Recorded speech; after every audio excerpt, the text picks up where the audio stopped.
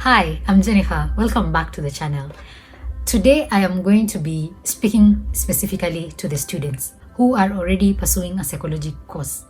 I will be giving you 5 pieces of advice that I wish I had been given when I was in your place that will make your life easier, especially by the time you graduate. I think these are going to make things very much easier for you. They're going to give you a bit of clarity, and if you've not watched the previous video on the pros and cons of getting a psychology degree, I highly recommend that you go watch that video. It is linked in the description box of this particular video. So yeah, advice for psychology students. Let's start with the first and most basic one that I think every psychology student needs to hear. Don't wait until you've graduated for you to start thinking about what you want to do with your psychology degree. You need to have a plan way before you graduate about what exactly you want to do with your psychology degree. Because if you wait for the time that you've graduated for you to now sit and be like, what can I do with this degree? I've spent the last 4 years in school, or the last whichever number of years you've been in school. Now what do I do? Where do I start? That is going to make you feel very frustrated, because you'll be thinking, what are my options really? I don't know where to start. So if I were you, I would start by thinking about what exactly I want to do with my degree. Have a plan. Think about what you want to do when you graduate. Do you want to work in rehab? Do you want to work in a hospital? Do you want to work in private practice? Do you want to work with the government? What places are you looking to work? Like, you don't necessarily have to have a job there.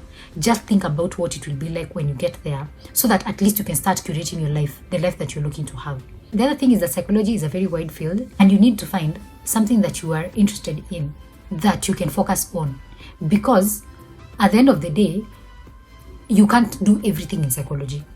It's too wide. So you can't decide you're going to become a person who serves every single type of client, who treats every type of mental health issue, who addresses every single thing that exists. That is going to be just exhausting. It's going to make your work harder, because you won't know what exactly to focus on. It's going to make you finding clients very hard for you, because if you see everybody and you cannot serve them as the expert, you're just serving them as a general practitioner, then at some point people will be like, I need an expert for a specific thing. But think about a neurosurgeon. They are not just a general surgeon, they are specifically neurosurgeons, right? So that is the exact way I would encourage you to think about psychology. Yes, you can be a psychologist with many different strengths, very many different interests, but you need to pick something that truly makes you happy, that you want to pursue, something that you're curious about, so that at least you can focus your energies. Because if you don't focus on something, you're going to be scattered, and you will find it difficult to work, because you don't know where to start. When you sit down to read a chapter in a book, you don't know what works best and what doesn't work best. You're not an expert in anything. You just know so many things. And I know some people are going to push back and be like, a jack of all trades is better than a master of one. And I'd be like, yeah, more power to you. But at the end of the day, when a client has a specific problem, they're going to be looking for a psychologist to solve that specific problem. They're not going to be looking for a general practitioner.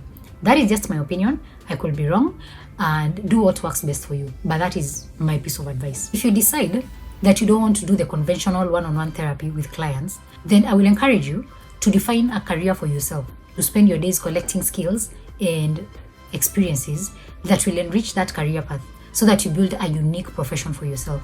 So as I said in the previous video, with a psychology degree, there are very many paths you can pursue. And in those paths that you pursue, the thing that will make you stand out is your collection of skills. What is it that you do so well that makes you a unique individual? If you don't have a clear direction that you're going to, every new thing will be pulling you to a different direction.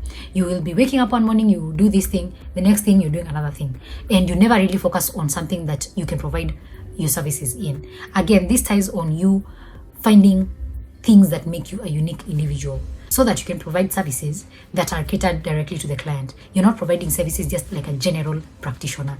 That is just my advice. I really think it's important. You need to know what you're doing, so that you can build yourself into becoming the person you're trying to become. If you're just doing every single thing, every single morning you're doing something different, you're running around different directions, everything that comes up is pulling you into a different direction, you'll become exhausted. You'll develop fatigue very fast. You'll feel burnt out, because you don't know where you're going. You will feel aimless, because hauna mwelekeo, you know. Number 4, most of the things that you will end up doing outside once you graduate are things that will not be taught in class. For example, nobody is going to teach you how to follow up with a client who has refused to pay you. Nobody is going to teach you how to handle imposter syndrome. In school, nobody is going to teach you how to go for an interview. When you've been invited for an interview at some organization, how do you prepare for it? What questions should you think about? Nobody is going to teach you some of those things. Nobody is going to teach you how to file for returns when you have a private practice. So there are many things outside here that you're going to learn that were not taught in school. So keep your mind open. Don't be like, I have graduated, I have everything I need to know, so now I am perfect the way I am. Be open to learning every single day, because every single day you'll be challenged in a way that you have never been taught in school. And that is just the reality of being in the counseling field. Last but definitely not least, network, network, network. Go to psychology events. Go to places where people are gathering and doing psychology related things. Go to places where you can meet fellow professionals. Volunteer if you have to. And don't just volunteer aimlessly. Volunteer in areas that you feel you want to work in future.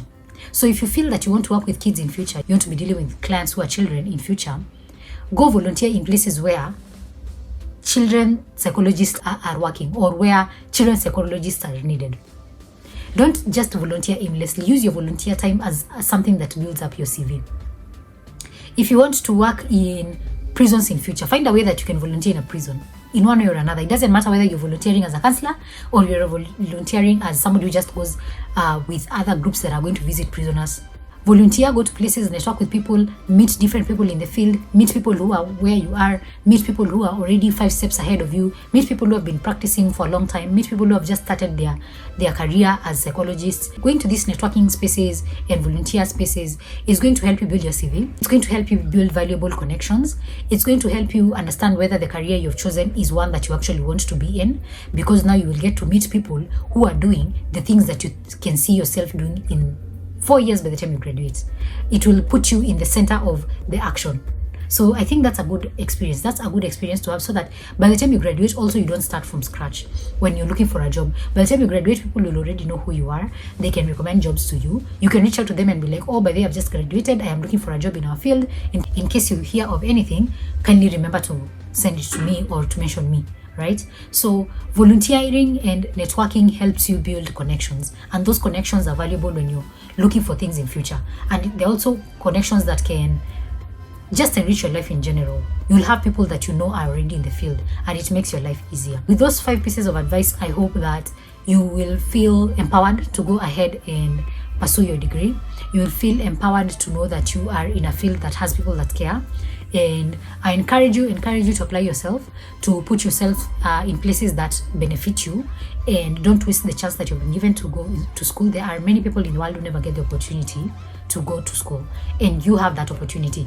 Do not squander it. Use it to the best of your capabilities. And yeah, that's my advice for you. I hope this is helpful to someone out there. If you find this helpful, please share it with a friend. Maybe they're looking for this advice and they don't know where to find it.